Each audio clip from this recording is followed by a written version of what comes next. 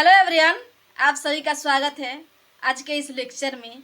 आज हम लोग मानव में उत्सर्जन को देखेंगे। उत्सर्जन ये एक जैव प्रक्रम का भाग है, ठीक है।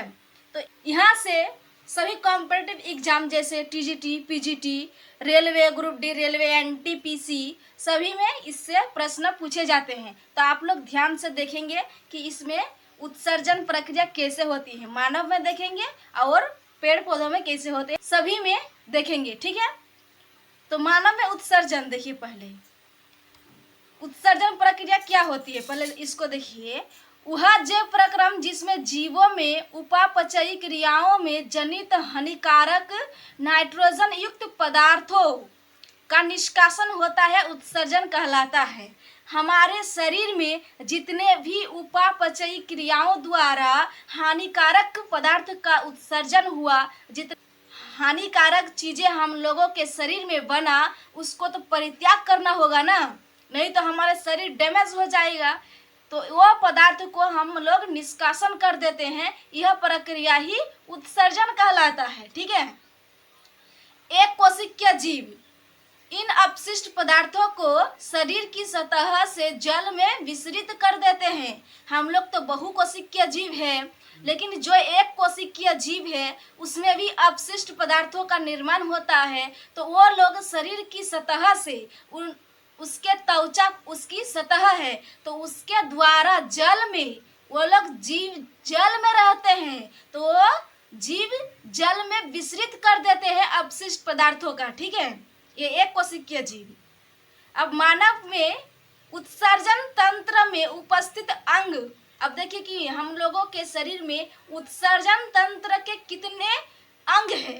तो यहाँ पर 4 अंग है। क्या क्या है? एक जोड़ा वृक्क है, यानी कि पेयर ऑफ किडनी। पेयर मतलब क्या होता है? जोड़ा। जोड़ा मतलब क्या होता है? 2, ठीक है ना।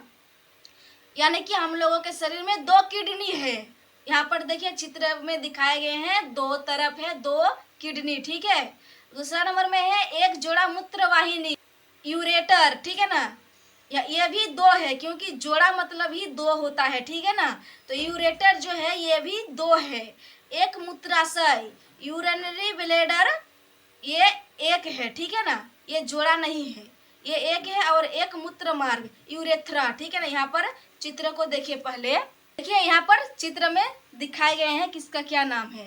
तो यहाँ पर जो है वायुवृक्क धमनी, यहाँ पर जो धमनी और सिरा है, ठीक है ना। यहाँ नीला नीला कलर का दिखाई दे रहे हैं, ये है सिरा, और जो लाल कलर की दिखाई दे रहे हैं ये है धमनी। तो ये क्या बाएं साइड में है और इधर दाएं साइड में है, तो एक ही तरफ दिखाए गए हैं सभी का नाम, और दूसरी तरफ जो है उसका वही नाम है, ठीक है। तो यहाँ पर वायुवृक्क धमनी, ये यहाँ पर धमनी को दिखाए गए हैं। उसके बाद यहाँ पर किडनी देखिए, बाया वृक्क है, वृक्क मतलब किडनी हुआ, ठीक है ना। हिंदी में इसको वृक्क बोलते हैं, आप लोग कंफ्यूज नहीं होंगे, ठीक है।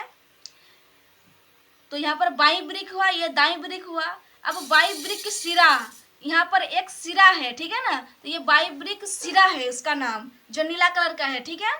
और यहाँ पर देखिए मोटा जैसा है ना, ये महाधमनी है।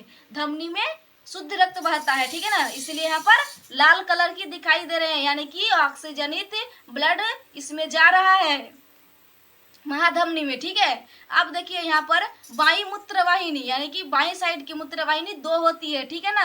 यहाँ पर देखे ना, पेयर ऑफ यूरेटर, ठीक है। और महाशिरा, यहाँ पर जो नीला कलर के दिखाई दे रहे हैं सबसे मोटा है, ये है महाशिरा, ठीक है। अब नीचे देखिए यहाँ पर मूत्राशय, ये इसका नाम है मूत्राशय, ठीक है ना। इसके आगे जो नली निकल रही है वो है मूत्रमार्ग, ठीक है। इसे यूरेथ्रा कहते हैं इंग्लिश में, ठीक है। समझ में आ गया।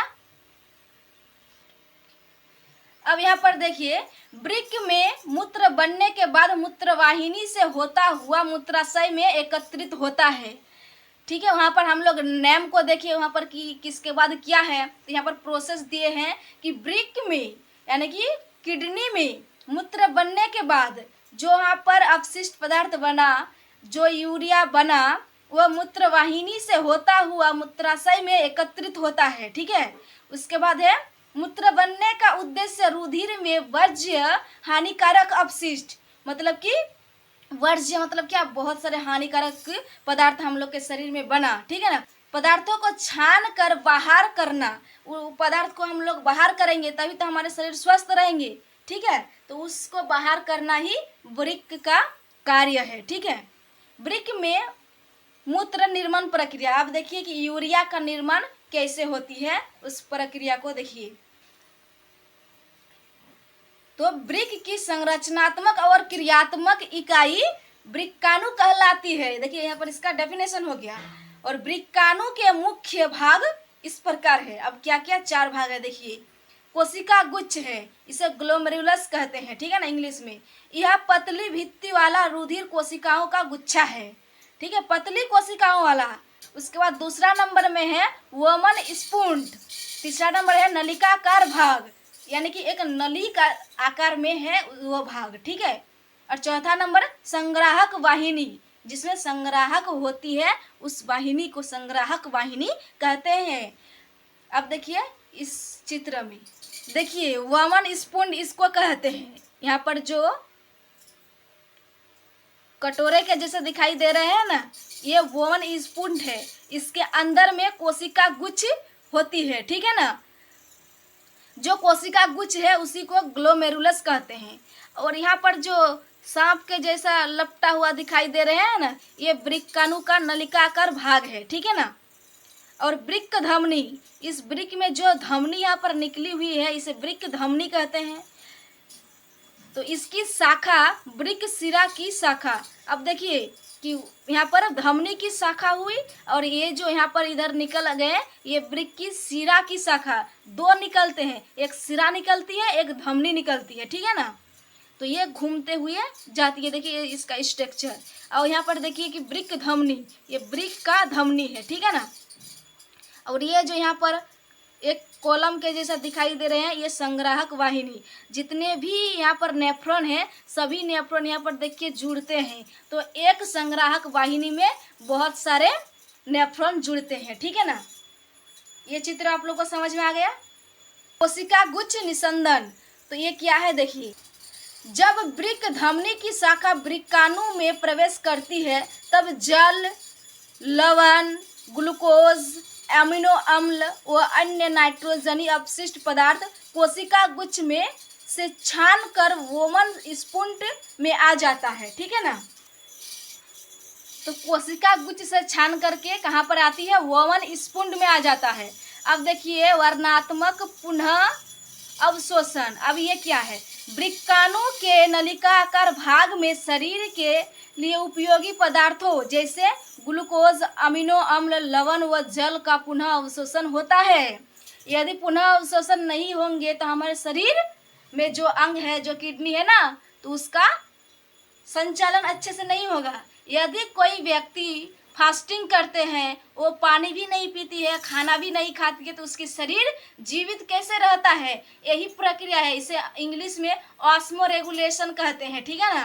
व्यक्ति 2 दिन 3 दिन तक उपवास रह सकते हैं, कोई तो 10 दिन तक रह सकता है। कैसे रह पाता है, वो ऑस्मो रेगुलेशन प्रक्रिया उसमें ज़्यादा क्षमता में होती है, ठीक है ना। यही इसको बोलते हैं वर्णात्मक पुनः अवशोषण। पुनः अवशोषण की प्रक्रिया हम लोगों के शरीर में चलती है, नहीं तो ग्लूकोज की मात्रा कम हो जाएगी, अमीनो अम्ल की मात्रा कम हो जाएगी। ये ऑस्मो रेगुलेशन प्रक्रिया नहीं होगा तो, ठीक है ना, यही यहाँ पर समझाए हैं। अब देखिए नलिका स्रावन। यूरिया अतिरिक्त जल और लवण जैसे उत्सर्जित पदार्थ वृक्काणु के नलिकाकार भाग के अंतिम सिरे में रह जाते हैं, ठीक है। वह मूत्र का निर्माण करते हैं। वहां से मूत्र संग्राहक वाहिनी व मूत्रवाहिनी से होता हुआ मूत्राशय में अस्थायी रूप से संग्रहित रहता है, ठीक है, तथा मूत्राशय के दाब द्वारा मूत्राशय से बाहर निकलता है। जब भी किसी को टॉयलेट लगता है तब उसके ब्रेन से एक मैसेज आता है, ठीक है ना, एक सिग्नल मिलता है, वो इसी को बोलते हैं, ठीक है ना। यहीं पर ये समझाए गए हैं, तभी वो लोग वॉशरूम जाते हैं। अब देखिए कृत्रिम वृक्क, आर्टिफिशियल किडनी, ठीक है ना। सभी के शरीर में 2 किडनी होती है जो प्रकृति ने हम लोगों को देती है, लेकिन ये कृत्रिम ब्रिक क्या है? देखिए, आर्टिफिशियली रूप से ब्रिक को बनाया जा सकता है, उससे प्रक्रिया चल सकती है। देखिए कैसे, कृत्रिम ब्रिक अपोहन, इस प्रक्रिया को अपोहन कहते हैं, ठीक है ना। यह एक ऐसी युक्ति है जिसके द्वारा रोगियों के रुधिर में से कृत्रिम ब्रिक की मदद से नाइट्रोजन युक्त अपशिष्ट पदार्थों का निष्कासन किया जाता है। देखिए, ये कृत्रिम रूप से, यदि कोई व्यक्ति रोगी है तो वो उसके किडनी में काम नहीं होता है, तब इस अपोहन प्रक्रिया द्वारा उसके शरीर से अपशिष्ट पदार्थों को निकाला जाता है। प्रायः एक स्वस्थ वयस्क में प्रतिदिन 180 लीटर आरंभिक निस्यंदन ब्रिक में होता है। 180 लीटर, ठीक है ना, जिसमें से उत्सर्जित मूत्र का आयतन 1.2 लीटर है। शेष निस्यंदन ब्रिक नलिकाओं में पुनः अवशोषित हो जाता है, ठीक है ना। यहाँ पर जो 180 लीटर बनता है, लेकिन उसमें से 1.2 लीटर ही बाहर निकलते हैं, बाकी ऑस्मो रेगुलेशन प्रक्रिया हो जाती है, हमारे शरीर में वापस चल जाते हैं, ठीक है ना। वो छान कर जो अपशिष्ट पदार्थ को बाहर निकालते हैं, सभी को नहीं निकालते हैं, जो हमारे लिए लाभदायक है उसको फिर हमारे शरीर ऑब्जर्व कर लेते हैं। यहाँ पर यही समझाए हैं, ठीक है। अब देखिए, पादप में उत्सर्जन। पादप में उत्सर्जन कैसे होते हैं? वाष्प उत्सर्जन प्रक्रिया द्वारा पादप अतिरिक्त जल से छुटकारा पाते हैं। पौधों में वाष्प उत्सर्जन प्रक्रिया द्वारा अपशिष्ट पदार्थ का जो बनता है उसको परित्याग करता है, ठीक है ना। बहुत से पादप अपशिष्ट पदार्थ कोशिकीय रिक्तिका में संचित रहते हैं। हम लोग जानते हैं कि पौधों में बहुत ही बड़ी मात्रा में, बहुत बड़ा क्षेत्र में रिक्तिका पाई जाती है, ठीक है ना। और मनुष्य के शरीर जो जंतु है, जितने भी जंतु है उसके शरीर में वो रिक्तिकाएं नहीं पाई जाती है, ठीक है ना। और पाई भी जाती है तो बहुत छोटी मात्रा में, बहुत छोटा, ठीक है ना। और पेड़ पौधे में बहुत बड़ा पाई जाती है तो वहाँ पर जल का अवशोषण होकर वहाँ पर ऑब्जर्व रहता है, ठीक है। अन्य अपशिष्ट पदार्थ जो उत्पाद है रेजिन तथा गोंद के रूप में पुराने जाइलम में संचित रहता है। जो पुराने जाइलम है उसमें ये संचित रहती है। पादप कुछ अपशिष्ट पदार्थों को अपने आसपास मृदा में उत्सर्जित करते हैं। पादप क्या करते हैं? कुछ ही अपशिष्ट पदार्थ को अपनी आसपास की जो मिट्टी है उसमें परित्याग कर देते हैं, ठीक है ना। तो हम लोगों के आज उत्सर्जन खत्म हो गया और जैव प्रक्रम जितने थे हम लोग एक एक करके देखिए सभी लेक्चरों में, ठीक है।